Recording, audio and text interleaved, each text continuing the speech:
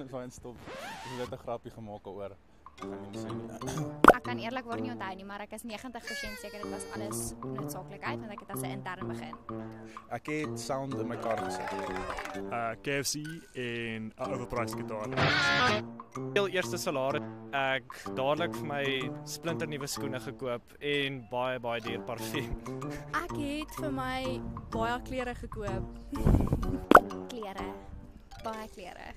Ja, klere en lekker McDonald's. Takeaways. Ek kan nie sonder my naels klaarkom nie. Ek koop klere op Shein. Dankdoings 100%. Water en elektrisiteit. Petrol. My gym. Onverwagste kostes. Petrol. Ek dink ek sou meer geld uitsit om te spaar. Definitief meer spaar en minder spandeer. Bietjie meer spaar en ophou spandeer op goed wat jy nie nodig het nie. Baie meer spaar. Nie die gitaar gekoop het nie. Spaar 50% en dan al 25% uit altyd as jy nodig het. Dat voor jy eerste salaris kry, moet jy vir jou spaarrekening oopmaak dat dit maandeliks afgaan en dan het jy geld. As jy jouself 'n dag wil treat, doe dit nie einde van die maand, nie begin van die maand nie. Jy weet.